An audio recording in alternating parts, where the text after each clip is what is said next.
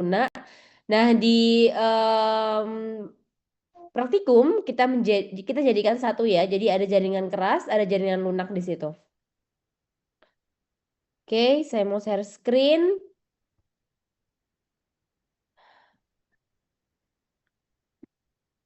Ya, sebelum kita membahas satu demi satu, kira-kira tumor jinak apa yang derived from mesenchymal tissue, penting bagi kita untuk tahu dulu kira-kira jaringan mesenchymal itu apa, gitu ya. Jadi pada masa embriologi, pada masa embryological, kita kalau kalian ingat ketika SMA, kita belajar mengenai ketika sperma dan sel ovum bertemu, maka sel itu akan start untuk memperbanyak diri, membelah menjadi morula, menjadi blastula dan seterusnya. Nah, pada masa embryological yang seperti itu, morula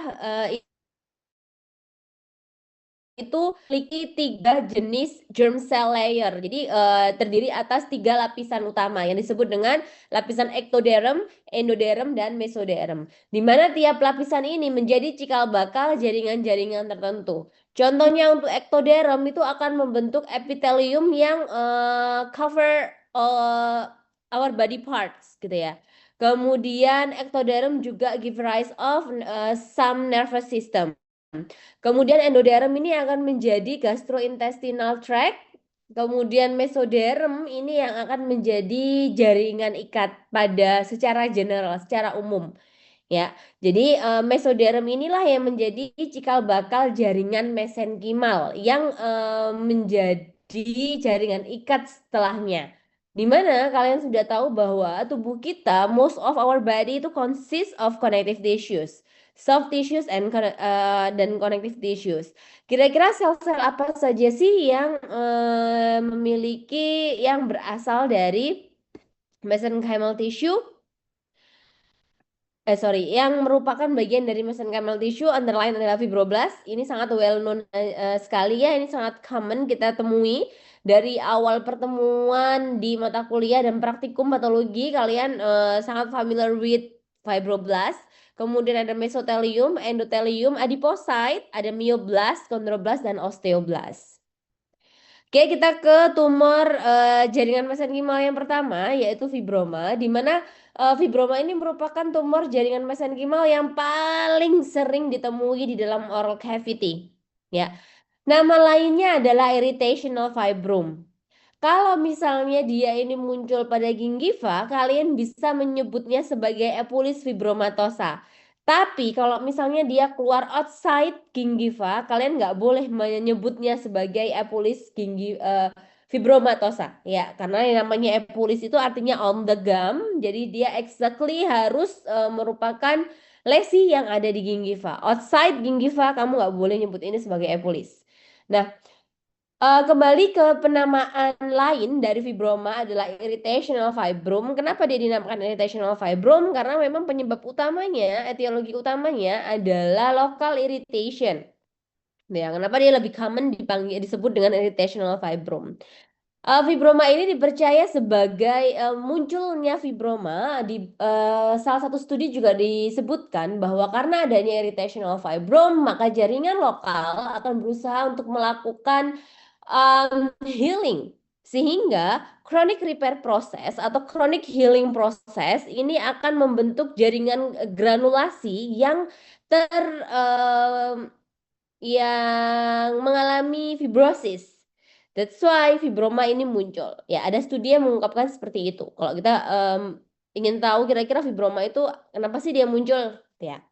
Nah, fibroma ini seperti yang kalian tahu bahwa penamaan untuk tumor jinak itu biasanya kan jaringan penyokongnya apa? Jaringan utamanya apa? Jaringan parenkimnya apa? Kemudian kita tambahkan akhiran oma. Ya, jadi fibroma kalian bisa harus sudah ada dalam pikiran kalian bahwa fibroma terdiri atas fibros dan oma. Maka ini adalah sebuah kelainan jinak, tumor jinak di mana jaringan utama penyusunnya adalah jaringan ikat fibros. Ya. Nah, jaringan ikat fibros atau connective tissues, jaringan ikat itu menurut kalian adalah jaringan lunak atau jaringan keras? Lunak. Jaringan apa? Lunak, dokter. Lunak, dokter. Jaringan lunak ya.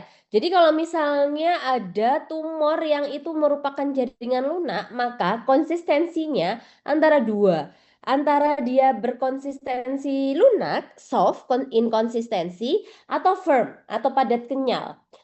Padat kenyal tuh seperti apa sih kalau kalian touch bakso tuh padat kenyal. Ya. Jadi kalau misalnya dia berasal dari jaringan lunak, biasanya konsistensinya antara lunak atau padat kenyal. Tapi kalau konsistensi utamanya adalah jaringan ikat, kalau jaringan utamanya adalah jaringan ikat, maka biasanya konsistensinya lebih ke padat kenyal atau firm inkonsistensi. Beda kalau misalnya penyusun utamanya adalah jaringan keras kayak tulang, ya maka konsistensinya jelas keras. Gitu. Jadi bedakan antara konsistensi padat dan konsistensi keras, ya. Kemudian karena kita berbicara mengenai benign tumor, maka hampir di seluruh benign tumor yang akan kita bicarakan, semuanya sharing the same characteristic clinically ya. Jadi slow in progression ya, progresivitasnya rendah atau berkembangnya itu eh membutuhkan waktu lama ya, berkembang membesarnya lambat atau gradually increasing. Kemudian asimptomatik atau painless atau tidak menimbulkan rasa sakit, tidak ada rasa nyeri. Kemudian dia berbatas jelas karena most of benign tumors itu dia terenkapsulasi. Jadi ada kapsul jaringan ikat di sekitarnya atau ada sesuatu yang membatasi antara jaringan tumornya dengan jaringan normal di sekitarnya. Ya biasanya kalau kita ngomongin kapsul, kapsulnya adalah jaringan ikat. Bisa aja juga batasnya berupa epitel yang melapisi, gitu ya. Tapi biasanya yang paling sering adalah jaringan ikat yang membatasi antara jaringan tumor dengan jaringan normal di sekitarnya. Kemudian kita kembali ke fibroma. Jadi pegang tiga karakter utama ini pada tumor jinak ya. Jadi dia slow growing, berbatas jelas dan asimptomatik ya. Kalau kita berbicara mengenai fibroma, kembali ke fibroma, secara klinis bentukan fibroma itu bisa sesil, bisa pedunculated. Jadi sesil itu seperti apa? Kalau dasarnya dia mengecil itu disebut sesil. Kalau dasarnya itu besar lebar, maka itu disebut dengan sorry. Kalau iya benar, kalau dasarnya kecil itu namanya dungkul atau pedunculated. Kalau dasarnya dia lebar luas seperti contoh yang ini, ya ini yang sesil. Oke, size-nya bermacam-macam, range in size. Secara histopatologi, tentu kalian namanya fibroma, fibrosoma, maka komponen utamanya adalah jaringan ikat. You will see a lesion covered by stratified squamous epithelium seperti ini. Lesinya dilapisi oleh stratified squamous epithelium sama dengan mukosa normal. Ya, stratified squamous epithelium kalau di gambar ini stratified squamous epitheliumnya mengalami hiperparakeratinisasi ya. Jadi ada penebalan lapisan keratin, tapi kalian masih bisa melihat sisa-sisa intinya ya. Kalau di gambar ini. Jadi bisa aja nih epitelnya epitel normal tanpa penebalan keratin, tanpa mengalami hiperkeratinisasi atau hiperparakeratinisasi itu juga bisa. Ya, jadi yang pasti adalah untuk fibroma sudah dia dilapisi oleh epitel. Kemudian di bawah epitel kalian akan melihat dominasi dari jaringan ikat. Jaringan ikat itu terdiri apa? Dari fibroblast, ya. Ini fibroblast nih yang bentuknya spindle shape seperti ini. Lalu kalian juga bisa melihat ada stromanya adalah jaringan fibrovaskular, gitu ya. Jadi kalau jaringan ikat ada proliferasi fibroblast, ada dense collagen fiber bundles, ya.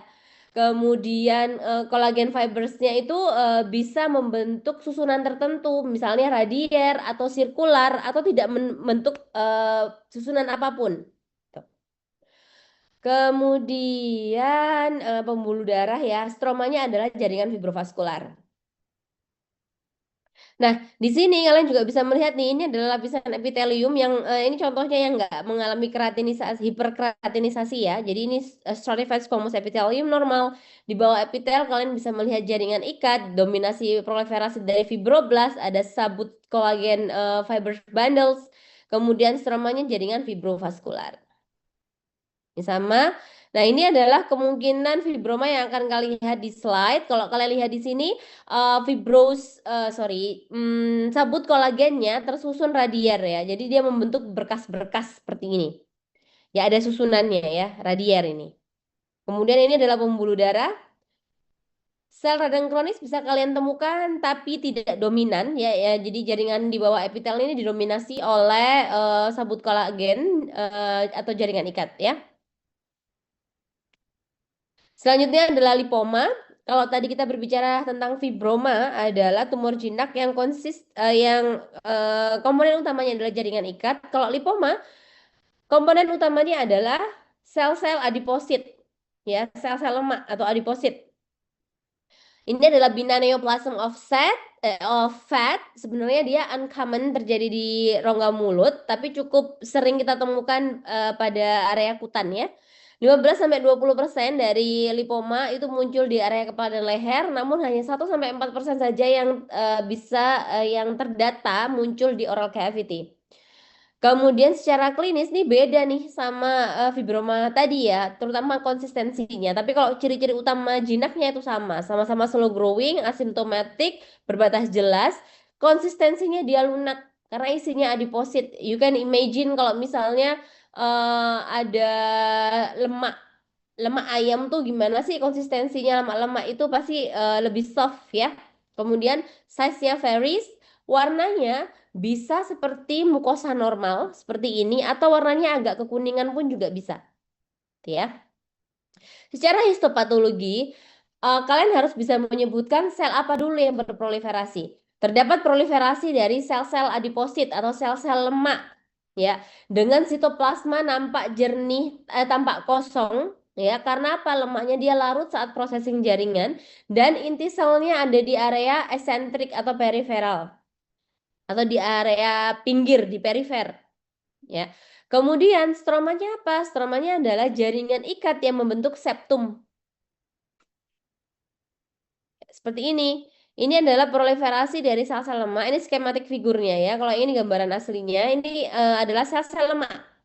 Gambarannya mungkin mirip dengan degenerasi lemak, tapi kalian harus memandang ini berbeda. Kalau degenerasi lemak, sel yang kalian lihat itu bukan sel lemak, tapi kalau lipoma yang kalian lihat ini adalah truly adipocyte atau fat cells. Jadi ini adalah proliferasi dari sel-sel lemak, sitoplasmanya nampak kosong, kemudian inti selnya ada di area esentrik, ada di area periferal.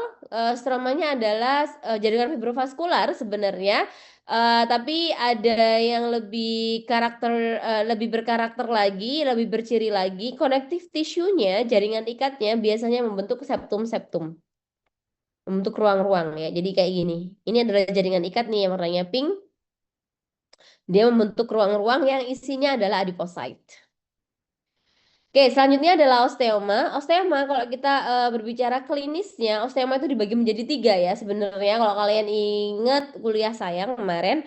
Jadi ada periosteal osteoma, endosteal osteoma, dan extraskeletal osteoma. Periosteal osteoma maksudnya adalah osteoma yang dia muncul di area di jaringan periosteum atau permukaan tulang.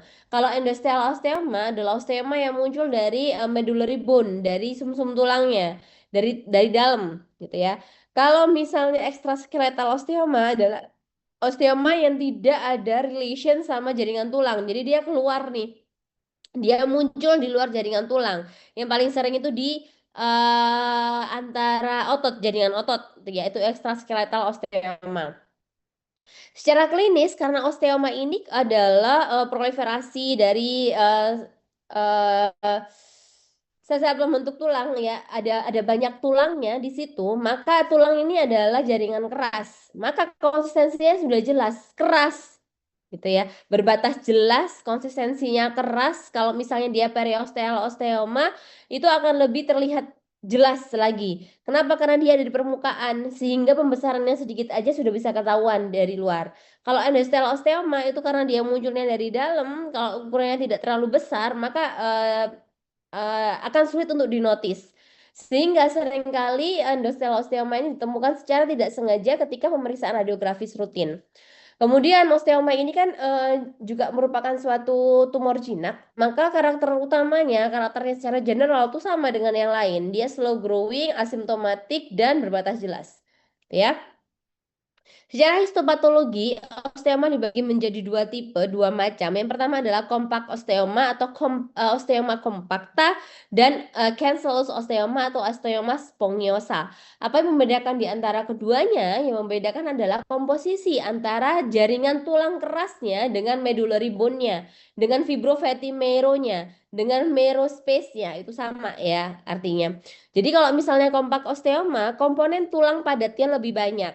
Ya, jadi di sini kalian akan melihat adanya komponen mature bone, tulang yang sudah matang, bisa membentuk lamelar-lamelar atau dia ada Hervasian sistemnya. Kalau cancellous osteoma yang paling dominan adalah fibrofatty marrow, ada tulangnya, tapi dia tidak membentuk tulang yang sudah mature ya, bukan tulang lamellar bone, tapi woven bone atau dia membentuk trabecula. Ya, jadi ini skematik figurnya ya. Jadi inilah yang disebut dengan dia membentuk lamelar tulang. Jadi kalau tulang sudah mature, dia biasanya membentuk Hervasian sistem seperti ini. Pada osteoma compacta, kalian bisa melihat nih Hervasian sistemnya dengan lakuna-lakuna yang isinya adalah osteosit dengan minimal banget fibrofatty marrow. Jadi yang dominan adalah tulang padatnya. Berbeda dengan osteoma spongiosa, di mana tulangnya ini dalam bentuk trabekula atau seperti kayak potongan-potongan tulang. Ada osteoblas rimingnya di pinggiran. Ini ada osteoblas yang tersusun di pinggiran tulang. Osteoblas itu adalah sel pembentuk tulang ya. Jadi dia aktif membentuk tulang. Tetap karena dia adalah tulang, maka kalian juga bisa menemukan osteosit dalam lakuna-lakuna. Namun komponen fibrosnya itu lebih besar, lebih banyak. Fibrofatty marrow-nya lebih banyak. Ini adalah gambaran HPA dari osteoma. Yang ini osteoma compacta. You can see ini adalah Hervasian sistemnya ya. Jadi meskipun samar, tapi masih bisa terlihat nih alur Hervasian sistemnya dengan lakuna-lakuna isinya adalah osteosit. Nah, ini osteoma spongiosa. Ya, ini yang pink adalah trabekula tulang, ya. Ini tulang nih yang pink-pink. Kemudian di sekitarnya yang jaringan ikat ini disebut dengan fibrofatty marrow. Kenapa? Karena isinya bisa jaringan ikat, bisa ada sel-sel lemaknya juga gitu ya. Osteoblasnya yang mana? Nih, kalau kalian lihat di pinggiran dari trabekula, ini ada sel yang berjajar rapi di pinggiran trabekula, ini adalah osteoblas. Oke, ini adalah osteoma compacta, fibrofatty marrow-nya sangat minimal ya. Jaringan ikat dan pembuluh darahnya di sini sumsum tulangnya minimal, dominannya adalah jaringan tulang keras. Kalau yang ini osteoma spongiosa, ini adalah trabekula tulang dengan riming osteoblas dan jaringan ikat di sekitarnya, jaringan fibrovaskular di sekitarnya atau fibrofatty marrow di sekitarnya. Selanjutnya adalah kondroma. Kalau tadi adalah osteoma, komponen utama adalah jaringan tulang, maka kondroma ini komponen utama adalah jaringan tulang rawan. Ya, jadi di sini kamu bisa melihat adanya proliferasi dari sel-sel kondrosit. Ya, kondroma ini sebenarnya cukup jarang muncul di area kepala dan leher. Kalaupun muncul, predileksi yang paling sering, yang paling banyak adalah di area septum nasi dan sinus otomoidalis. Dia juga memiliki karakter yang sama, karakter general pada kelainan Gina, gradually expansion atau slow progressive, progressivity-nya rendah, kemudian asimptomatik dan berbatas jelas. Ya. Secara histopatologi, kalian akan melihat adanya proliferasi dari sel-sel kondrosit yang dia berkelompok-kelompok ya, bisa antara 2 sampai 5 kondrosit dalam satu kelompok. Kemudian stromanya adalah hyalin matrix. Ya, kurang lebih gambaran skematik figurnya seperti ini ya. Jadi kondrositnya itu berkelompok seperti ini dengan stroma hyalin matrix. Ya, ini kondrosit nih. Ya, ini kondrosit, ini hyalin matrixnya. Bisa aja kalau ada kondroma itu bisa aja ada komponen jaringan tulang kerasnya di sekitarnya, bisa. Tapi yang paling dominan adalah kondrositnya ya. Ini adalah kondrosit dalam kelompok dengan stroma hyalin matrix, matrik hyalin. Oke, selanjutnya adalah hemangioma. Hemangioma ini adalah tumor jinak yang isinya adalah proliferasi dari sel-sel endotelium yang membentuk pembuluh darah. Dipercaya hemangioma ini merupakan suatu hasil dari ketidakseimbangan dari proses angiogenesis atau pembentukan pembuluh darah baru. Akibat overexpression beberapa growth factor seperti vascular endothelial growth factor atau VEGF, BFGF, dan IDO atau indole amine 2,3 dehydrogenase. Secara klinis, hemangioma ini sama, karakter 3 itu pasti ada. Konsistensinya itu lunak, permukaannya bisa halus, bisa juga berlobus-lobus, ya, lobulated. Kemudian bentuk tumornya itu bisa sesil, bisa dungkul. Kemudian secara histopatologi, hemangioma dibagi menjadi dua macam, capillary hemangioma dan cavernous hemangioma atau hemangioma capillare dan hemangioma eh cavernosa, gitu ya. Apa yang membedakan di antara keduanya? Yang membedakan adalah lumen dari pembuluh darahnya. Kalau capillary hemangioma, maka yang berproliferasi adalah sel-sel endotelium yang membentuk pembuluh darah kapiler. Berarti dia kecil-kecil. Contohnya kayak gini. Ini adalah capillary hemangioma. Dari mana kita tahu itu adalah vessel? Karena ada endotelium yang lining di lumen pembuluh darahnya. Ini endotelium. Pada kasus hemangioma, tidak semua endoteliumnya itu membentuk pembuluh darah. Ya, jadi ada hemangioma yang ada di sekitarnya, di jaringan sekitar pembuluh darahnya. Kayak ini juga adalah endotelioma ya. Endotelioma. Endotelial cell, sel endotelial. Oke, kalau cavernous hemangioma itu pembuluh darahnya dia lebih besar, mengalami vasodilatasi. Jadi kurang lebih ini perbedaan antara capillary sama cavernous hemangioma. Sama-sama terdapat proliferasi dari sel-sel endotelium yang membentuk pembuluh darah. Hanya kalau capillary hemangioma pembuluh darahnya kapiler, kalau cavernous hemangioma pembuluh darahnya mengalami vasodilatasi lebih besar bentuknya. Tuh ya. Ini contoh HPA-nya dari hemangioma cavernosa. Oke, ini hemangioma cavernosa juga. Oke, ini hemangioma capillare. Sekitarnya ini apa? Ini sel-sel endotelium nih, bukan limfosit ya. Ini sel-sel endotelium di sekitarnya. Ada yang membentuk pembuluh darah kapiler. Stromanya fibrovaskular. Oke, selanjutnya adalah limfangioma. Kalau tadi hemangioma sel-sel endoteliumnya membentuk pembuluh darah kapiler, membentuk pembuluh darah. Kalau limfangioma sebenarnya sama-sama proliferasi sel endotelium, tapi limfangioma dia membentuk pembuluh limfe. Ya, sebenarnya ini juga cukup uncommon ya terjadi di rongga mulut. Kalaupun muncul, dia paling sering muncul di area lidah. Bisa unilateral seperti ini, bisa bilateral kanan kiri seluruh lidahnya terkena. Kalau misalnya seluruh lidahnya terkena, biasanya lidahnya nampak membesar atau terjadi yang disebut dengan makroglossia. Secara klinis, limfangioma ini nampak seperti vesikular atau vesicle ya. Jadi kayak bintik-bintik, bukan bintik. Jadi kayak lesi yang muncul karena cacar, ya. Small vesicle ini disebut sebagai dia kayak egg frog, kayak telur katak. Isinya bisa jernih seperti ini, bisa kadang juga bercampur dengan darah. Ini ya, bisa. Oke. Kemudian histopatologinya terdapat proliferasi dari sel-sel endotelium yang membentuk pembuluh darah limfe. Ya, ini adalah pembuluh darah limfe ya. Di dalamnya, pink-pink ini adalah lymphatic fluid atau cairan limfatik. Stromanya adalah jaringan limfoid yang membentuk lympholicle dan germinal center. Oke ya. Di dalam di dalam pembuluh limfanya selain ada cairan limfanya, kalian juga bisa melihat mungkin ada sel-sel limfosit seperti ini ya di dalamnya. Dia berenang bebas aja. Oke. Ini limfangioma, ini proliferasi dari sel-sel endotelium yang membentuk pembuluh darah, pembuluh limfe. Di dalam pembuluh limfe ada cairan limfe. Kemudian stromanya adalah jaringan limfoid yang membentuk lympholicle dan germinal center. Ini ya jaringan limfoidnya. Selanjutnya adalah schwannoma. Ini yang terakhir, schwannoma atau nama lainnya adalah neurilemoma. Ini adalah benign neoplasms yang isinya adalah proliferasi dari sel-sel selubung syaraf atau Schwann cell atau neurulema atau nerve sheath. Ya, karakternya sama secara klinis, slow progression, berbatas jelas, asimptomatik. Kemudian tempat yang paling sering kalau di rongga mulut adalah di lidah. Secara histopatologis, schwannoma dibagi menjadi dua tipe, Anthony tipe A dan Anthony tipe B. Kalau Anthony tipe A itu sel Schwann-nya berproliferasi dan tersusun secara palisading.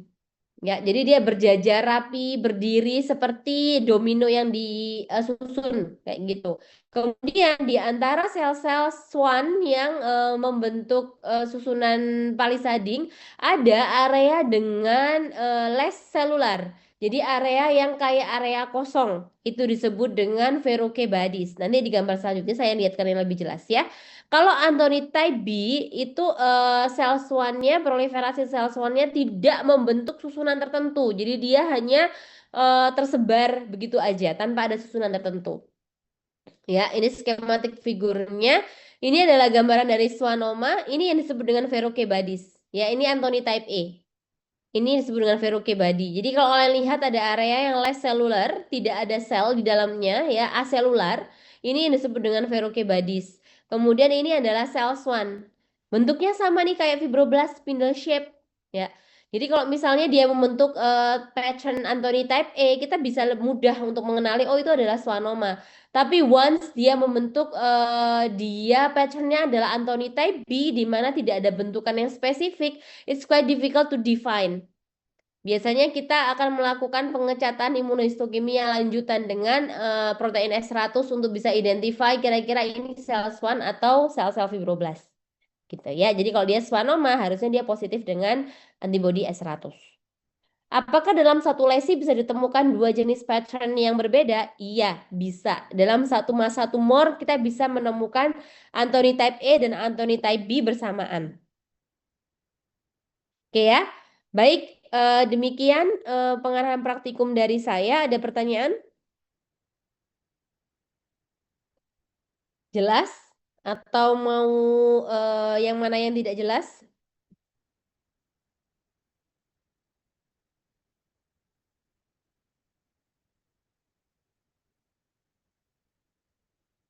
Jelas ya? Hmm, Karin ada nggak? Hadir dokter. Kamu datang jam berapa Karin? Kamu nggak di chat ya? Iya, mohon maaf dokter, saya sudah masuk dari sebelum jam 1, namun saya ke kamar mandi dokter. Mohon maaf tidak mengabarkan dokter. Hani? Hadir dokter. Francisca? Hadir dokter. Hasya? Hadir dokter. Siska? Hadir dokter. Oke, tidak ada pertanyaan? Minta tolong ya, belajar untuk rubrik minggu depan. Sudah beberapa hint yang saya keluarkan di sini, jadi harusnya ketika rubrik tidak susah lagi. Baik, bisa kita akhiri pengarahan praktikum pada siang hari ini. Terima kasih atas perhatiannya. Wassalamualaikum warahmatullahi wabarakatuh. Waalaikumsalam. Terima kasih dokter. Terima kasih, dokter.